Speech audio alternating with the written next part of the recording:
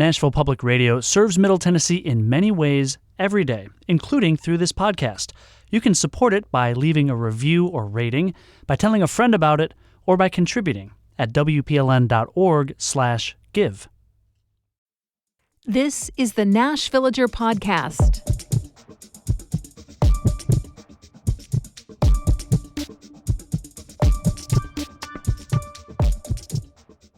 It's September 30th, 2025. It was either on this day in 1838 or 2 days before, depending on which source you check, that George Leonard White was born. He was a native of New York State, son of a blacksmith, who fought in the Union Army in several battles, including at Gettysburg and Chattanooga. But his twin callings seemed to have been music and doing what he could to assist black folks. That started in his young adulthood in Ohio, but flourished here in Nashville after the war. White joined the Freedmen's Bureau, the beleaguered agency that attempted, often unsuccessfully, to ensure formerly enslaved people were treated as citizens and able to access educational outreach and other federal programs that followed emancipation. Once Fisk University was formed, he jumped over to that institution, serving as treasurer and teaching music and penmanship. Now, as treasurer, White could see more clearly than anyone that the college was in dire financial straits. As a musician, he saw an opportunity to raise money. And so, with the help of his student assistant Ella Shepard, White formed the Fisk Jubilee Singers and took them on tour, singing spirituals and work songs from the plantation fields and black church traditions.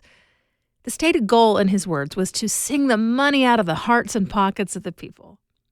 Now, there was some trepidation from the larger Fisk community. The White administration worried that singing as a fundraiser was somehow vulgar. Some of the black students and community leaders worried about sharing songs that had long been held close and somewhat private. They didn't want something so sacred to them being opened up to potential ridicule or hurtful parody. That second set of concerns lasted for at least another generation or so. Later directors of the group, like John Work II and his son, the great compiler of spirituals, John Work III, had to fight to keep the ensemble up and running. But White's initial iteration of the choir certainly silenced any concerns about whether it was seemly to raise money that way, because they were incredibly successful. Through a series of tours, they raised $150,000, which would be worth more than $2.5 million today. And today, the Jubilee Singers are an unquestionably beloved Fisk tradition. I'm Nina Cardona, and this is your daily digest of what's happening around Middle Tennessee with historical context from Nashville Public Radio, WPLN News. Now, the Jubilee Singers, and especially John Work III, are often credited with not just introducing the musical tradition of spirituals to a wider world, but making sure that they were recorded in written form so that they can live on in perpetuity. And one of the latest developments out of Fisk does something along those lines for another really important piece of black history in the South. Last week, the university's library launched an online portal that lets anyone access thousands of digital records relating to Rosenwald schools, including photos of the schools themselves, sometimes with students or faculty lined up outside. Perhaps I'm getting ahead of myself. In 1911, at the urging of Booker T. Washington, a Jewish philanthropist named Julius Rosenwald created a fund to build schools for black students in the South. It was the height of the Jim Crow era, and one of the ways communities were putting incredibly effective hurdles in the way of poor black people was to just not educate their children in any serious way. Now, to be fair, in many places, the white schools were also really lacking, but the schools designated for black kids lagged far behind even that. And to put this on a timeline, this was about 20 years after Andrew Carnegie started donating money to create libraries all over the U.S. and other English-speaking nations using somewhat standardized floor plans that set the tone for how business would be conducted inside those buildings. And the Rosenwald schools were established using a similar model to ensure that kids going to those schools would learn in a facility designed to support the era's most up-to-date thinking in educational best practices, no matter how few resources there were at hand. Washington's Tuskegee Institute played a role in designing schools with large windows so that electricity wasn't necessary to have adequate light, or floor plans with rooms that could either be one large classroom or divided into two, depending on how many teachers were available. By the end of the 1920s, it's estimated that about a third of all black children in the southern U.S. went to a Rosenwald school. They had a profound impact right up until desegregation opened up all public schools to black students. Now, these days, few of the old school buildings remain.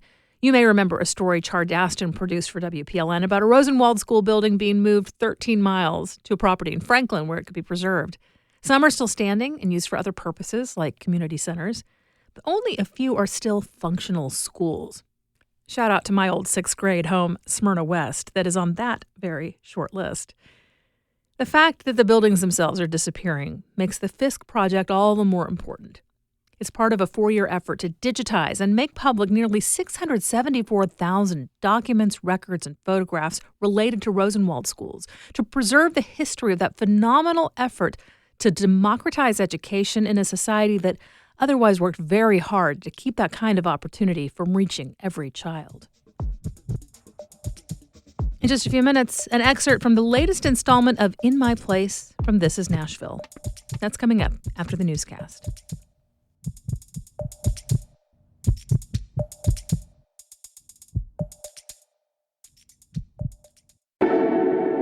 I like to say Nashvillager in the morning, This is Nashville in the afternoon. I'm Blake Farmer, the new host, and yes, WPLN's midday show is also a podcast, and we understand lunchtime listening may not be your thing, but that doesn't mean you have to sit out. You can listen wherever you get your podcast, like right here, or ask your smart speaker to play the latest episode of This is Nashville.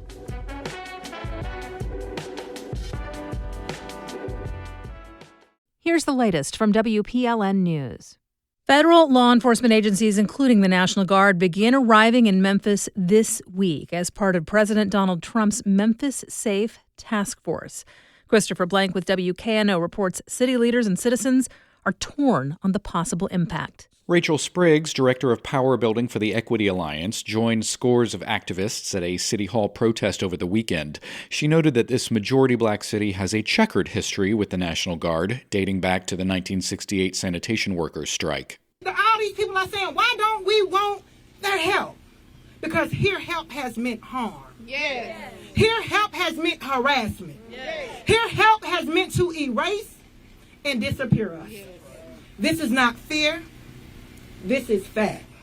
Fears over ICE also overshadowed this year's 901 Latin Fest, where Bernice Lopez, executive director of theater group Casa Teatro, said the impending task force had a chilling effect on attendance.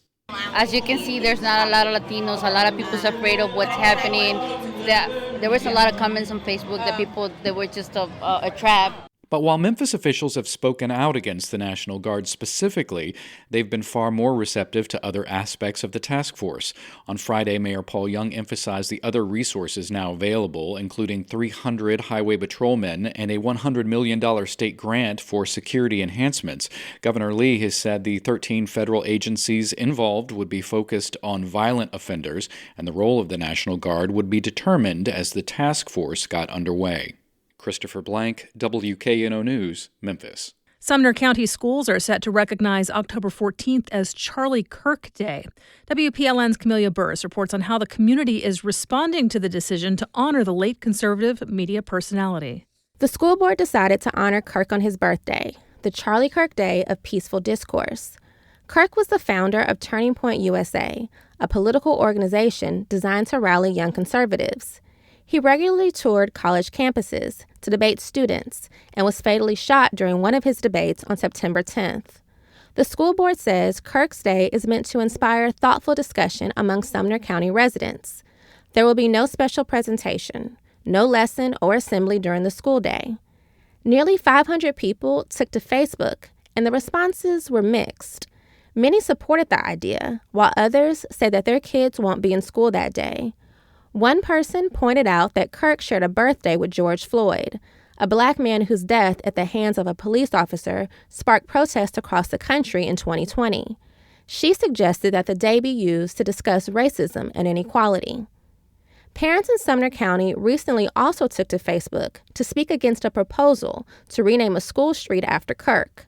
In both instances, many people didn't necessarily take issue with honoring him, but preferred to keep politics out of school. WPLN News, Camelia Burris. Policy changes in Washington have drummed up fears about a renewed rural hospital crisis in Tennessee. But WPLN health reporter Catherine Sweeney tells us one shuttered facility managed to reopen its doors. It was a celebratory morning in Linden. We turned the lights back on.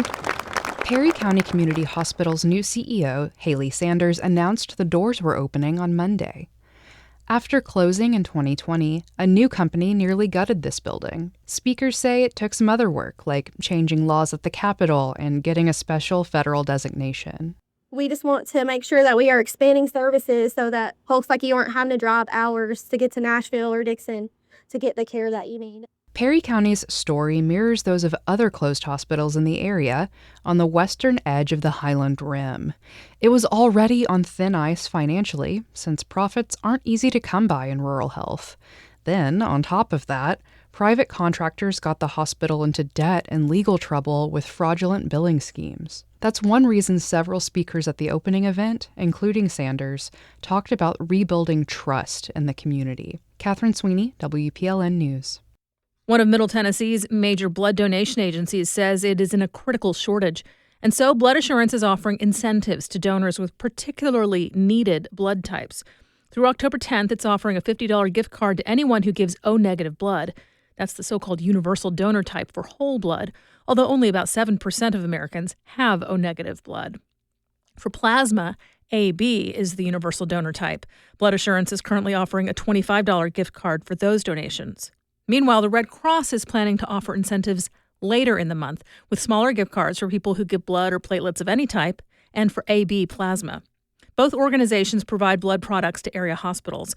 At one point last week, Blood Assurance reported having less than 1 day's supply of O-negative blood. You'll find more news anytime at WPLN.org.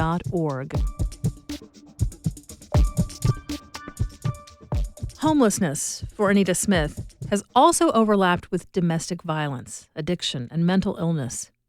In the last few years, she's had to leave her homes due to gentrification, lack of means to make repairs, and to be closer to sources of income and support. We aired a story about Anita 1 year ago when her rent-to-own attempt in Pulaski didn't work out, and she moved into a group home in North Nashville. And now she's left that room for her own apartment in a tower. This is Nashville managing editor Tasha A.F. Lumley, now knows Anita well, and visited her in her new place to hear why she's made another move. Welcome! You've worked on this. I still got a lot to go, but still. Wow. It's going to have order in it. It will have order.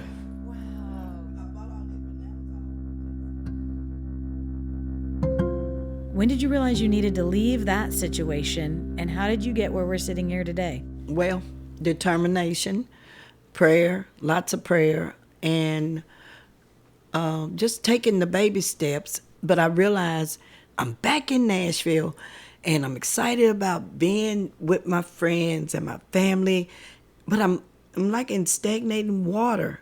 I can't move. And the thing is, when I do move, my mental health is being compromised. My addiction is rising. And people around you were using People daily. around me, drugs were everywhere. I was being put in a situation where I'm going to fall, and I'm going to fall hard.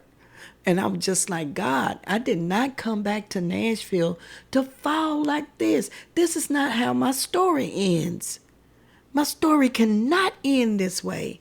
At some point, you're sleeping in the car outside your own house. Outside my home.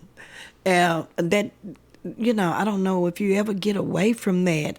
I don't know if tomorrow I won the lottery and I could live in such a fair estate, some fancy place.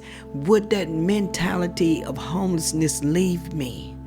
I don't know that.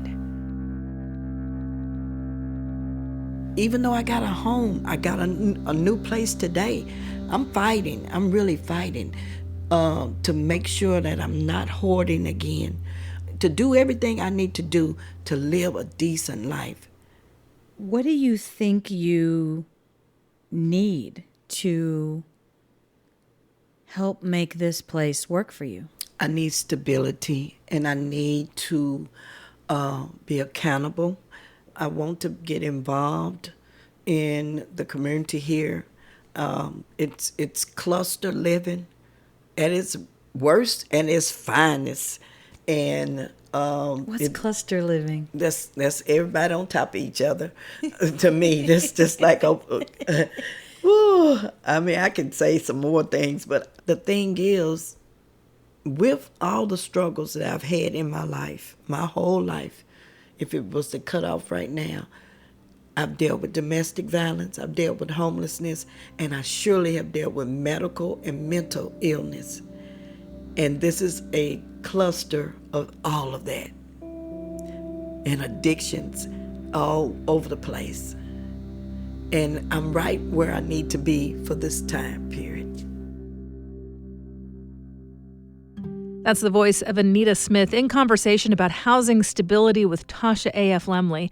You can hear more from Anita and other folks struggling to make their housing situations work on the latest in the series In My Place on This Is Nashville. That show airs today at noon and will then be in the show's podcast feed. And thanks for listening to the Nashvillager podcast. We take this look at Nashville news every weekday.